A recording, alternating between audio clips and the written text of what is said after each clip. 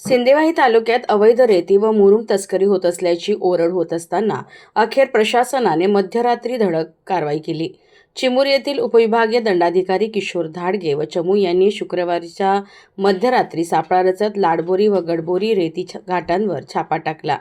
या कारवाईत अवैध रेती वाहतूक करणारे 5 ट्रॅक्टर रंगेहात पकडून सर्व वाहने तहसील कार्यालयात जमा करण्यात आली आहेत।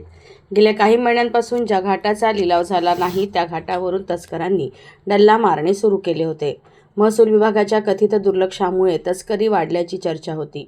तालुका प्रशासनाच्या दुर्लक्षित कारभारामुळे उपविभागीय अधिकाऱ्यांनी स्वतः मैदानात उतरून कारवाई केल्याने अवैध धंदेवाल्यांचे धाबे दणाणले आहेत।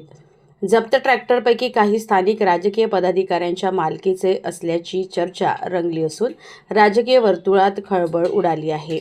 प्रशासनाने संबंधित मालकांना नोटिसा बजावल्या असून आरसी बुकच्या आधारे सखोल चौकशी करून दोषींवर कठोर कारवाई केली जाईल असा इशारा देण्यात आला आहे। ही मोहीम सातत्याने सुरू राहणार का याकडे नागरिकांचे लक्ष आहे।